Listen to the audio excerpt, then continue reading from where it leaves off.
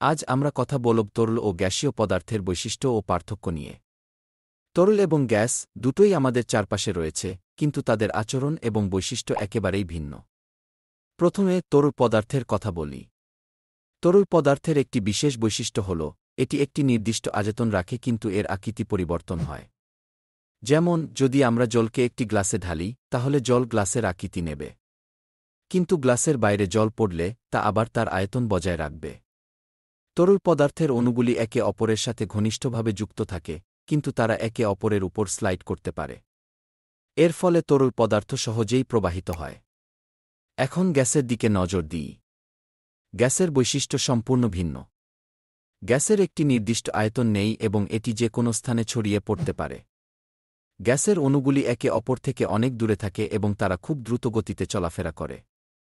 তাই, যদি আমরা একটি বায়ু ভর্তি বেলুন নিই, তাহলে বেলুনের আকার পরিবর্তন হবে যখন আমরা সেটিকে টেনে ধরব বা ছেড়ে দেব। গ্যাসের অণুগুলি একে অপরের সাথে খুব কম সংযোগে থাকে, তাই তারা সহজেই স্থান পরিবর্তন করতে পারে। এখন আসুন তরল ও গ্যাসের মধ্যে কিছু পার্থক্য দেখি। প্রথমত, তরল পদার্থের আয়তন স্থির থাকে, কিন্তু গ্যাসের আয়তন পরিবর্তনশীল। দ্বিতীয়ত, তরল পদার্থের অণুগুলি একে অপরের সাথে ঘনিষ্ঠভাবে থাকে, কিন্তু গ্যাসের অণুগুলি একে অপর থেকে অনেক দূরে থাকে। তৃতীয়ত, তরল পদার্থের চাপ প্রয়োগ করলে এটি সংকুচিত হয় না, কিন্তু গ্যাসের চাপ প্রয়োগ করলে এটি সংকুচিত হতে পারে। এছাড়াও তরল পদার্থের একটি স্তর থাকে, যেমন জল, দুধ বা তেল। কিন্তু গ্যাসের স্তর নেই, কারণ এটি সবসময় ছড়িয়ে পড়ে।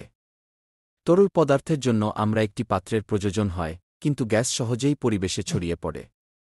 তাহলে আমরা দেখতে পাচ্ছি তরল ও গ্যাসের মধ্যে বৈশিষ্ট্যগত পার্থক্য কেমন। এই বিষয়গুলো আমাদের দৈনন্দিন জীবনে খুবই গুরুত্বপূর্ণ।